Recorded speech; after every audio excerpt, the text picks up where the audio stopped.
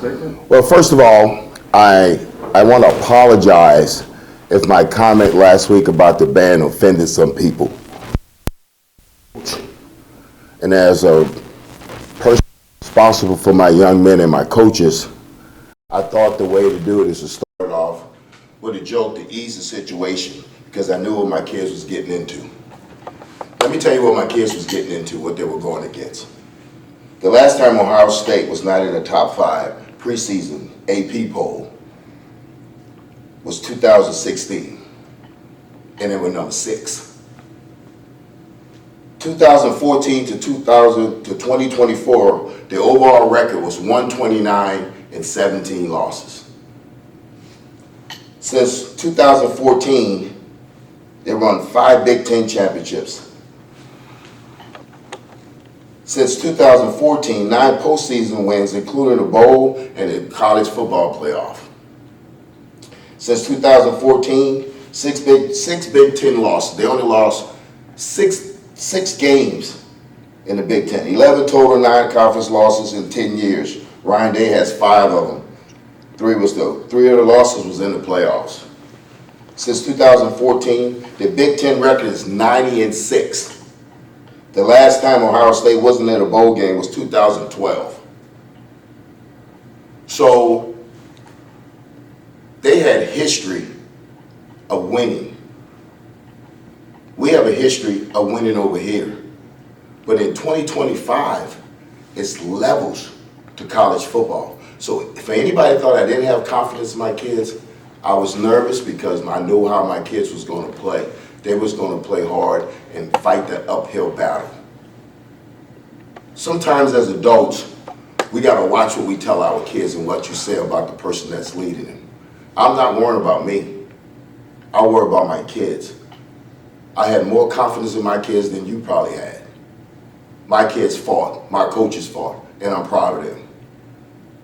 I won't take it back what I said because I wasn't going to come out and say, we're going to go toe-to-toe with Ohio State. I wasn't going to come out and say that. That's not 28 years of experience if I came out and said that. But I'm always going to believe in my kids and I always give them confidence. And if you know me personally, you know my daddy didn't raise a guy that didn't have confidence. Look at the history of my family. Floor is open. I guess, like, to that point with the levels of college football, I mean, you open the year with a 48-point blowout of an NAIA team, and then you go and play the #1 team in the country. Like, is it fair to say, like, we really maybe don't know exactly, like, what this team is at this point? Like, you guys haven't really had, like, an even playing field yet? No, you don't know. So you still searching. If you're not in this building, you're searching. We know what we have in this building. We know that was supposed to happen against Langston because it's different levels. If you execute and do what you're supposed to do, that's how that's supposed to look. Because we have a 6 degree scholarship and Langston has 5. So we know in this building what we have. I think outside is still searching because we stay private in this building. What did you say to your guys in the locker room after the Ohio State game? Maybe yesterday, if you guys talked at all, just to try and get their mindset. Say, hey, threw that game out the window. Like, let's refocus. Got our first home game this upcoming week. Just refocus on this upcoming week, guys. No, we kept it normal. It was Tell the Truth Sunday. It was penalties. We showed them the penalties. We showed them the third down percentage. We showed them 3 things that we did good and 3 things we need to improve on in all 3 phases. But we also told them this game has nothing to do with us winning the championship. We did our part. We know why we played this game. We did our part. You play these games at these universities because the university needs financial help. So we did our part. We went out and helped the university financially. We did our part. So they know, our kids know. And I don't think everybody else think they're just throwing a blind eye to it. We have to play these games. But you worry that you're going to lose your entire season on this one game. And as a coach, you know that. But we didn't. We were blessed. No injuries. So I know playing these games, you guys, like you have mentioned, understood what the purpose of the game was, and you guys have different goals than Ohio State does. But how do you keep the guys encouraged because it doesn't feel good to have the game go in that way? No, because if you heard my comments last week, I said what?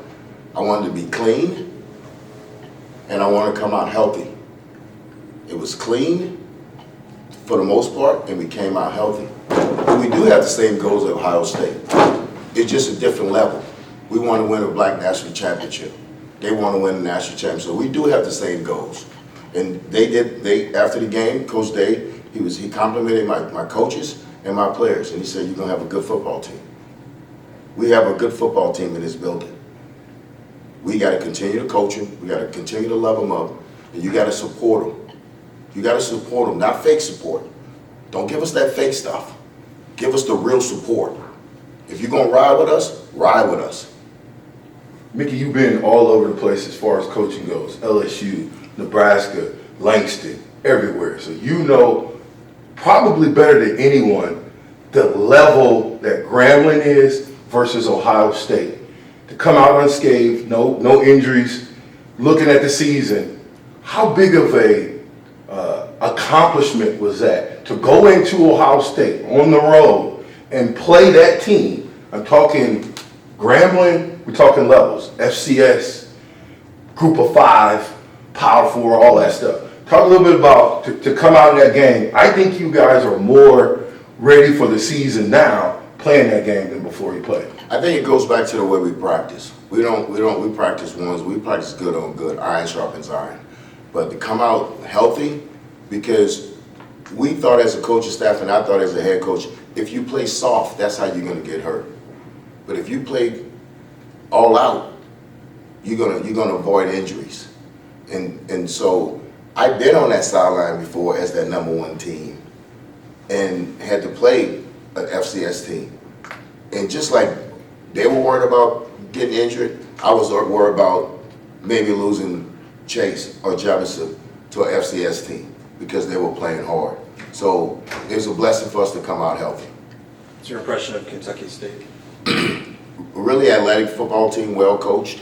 Got to put my eyes on a little bit of them yesterday. Very aggressive on defense. So, and they're going to come here to play. They're going to come in to play. They 1-1, I think. So they won't be intimidated coming in here. But you know what? We put away Ohio State yesterday, and we're on to Kentucky State today. And we're going to respect our opponents, and we're going to get ready for them because we know one thing: it's their Super Bowl.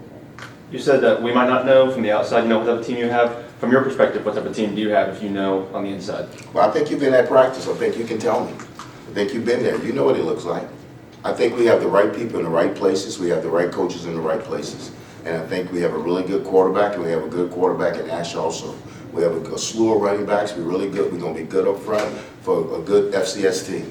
We have really young receivers. We're young. We're top heavy with the seniors, with the 41 seniors, but we also have 33 freshmen. But I think we have a good football team. But it's how you come out every week, how you get them to practice, and how you get them to play. Around here, you can't practice soft and play hard on Saturday. And that's one reason we played hard on Saturday, because that's what we demand as a coaching staff. We demand that you play hard. We demand that you study this hard. You know, we about to get on about this academic stuff. So we demand that you do everything right around here. And it takes a while sometimes to build programs up. Because like I said before, when we found this program was broke, because you don't really get the jobs unless it's broke, unless something's going on with it. So we think we're on our way to fixing, but we're going to continue to build.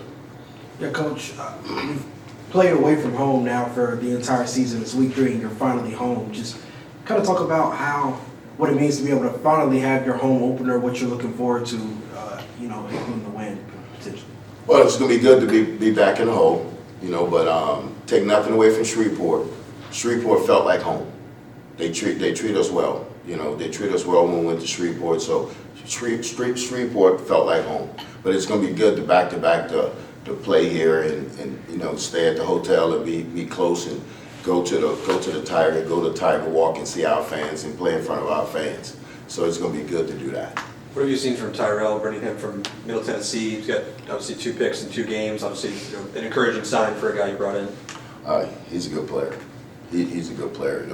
His brother's a grad assistant here, so that's how they knew him from Baton Rouge. So there's no question that he was coming here. We're happy to have him. This is the first game he gets to pick and he reaches, and we say, was it a need or was it a want? Well, that was on me, because I never explained that to him. That was just a want. The need is the last play of the game. Now you got to do it. So we happy to have Terrell. Terrell's going to get better every week. Coach Collins is doing a really good job with him, working on his technique. But he's a great kid, and he's a tough-nosed kid. You got me calling plays again on the offense side of the ball. Just how have you, I know, adjusted your coaching style, I guess, calling plays from obviously last year not doing it this year. You know, how comfortable are you now, you know, in the other quarterback and everything? Well, I'm comfortable because, you know, with the offense staff, we all kind of chiming in on what's going on. Coach Peters and Coach Anderson's doing a great job in the box. Coach Los is good with the run game, and Coach Moore and Coach Carey, you know, they're good in the passing game. But Coach Carey's been calling some also. You know, like if it don't come out my mouth, it'll come out his mouth. He's doing a great job. He's a young offensive coordinator, but he's got a bright future, and he's really smart. You know, he played at my high school. To play quarterback at Archbishop Shaw for Hank Tierney, you had to have a high football IQ, and that's what he was. Then he went on to play at LSU for Nick Saban. So his high school and college upbringing was really with high football IQ coaches. So Sharon's he's going to be a good one. You know, it's going to be hard to keep him next year because I'm sure people are going to start coming after him. Coach, in every game, I feel like there's one or two position groups that have a battle that might be a little harder than some of the other ones. Looking at Kentucky State, which position groups are you going to need to bring it this week? I think it's always the offensive line and D-line. I think it always starts in the trenches because we're an inside-out team. So we're always going to start off with the O-line and D-line. When we have a pregame meal, the offense and D-line eats first. So we're going to always want them to show up. If they show up, then everything's going to be okay. Because at the end of the day, on the perimeter, it's just open field tackling at 7-on-7. But if we can get them going in the box, you know, I think we got a pretty good chance.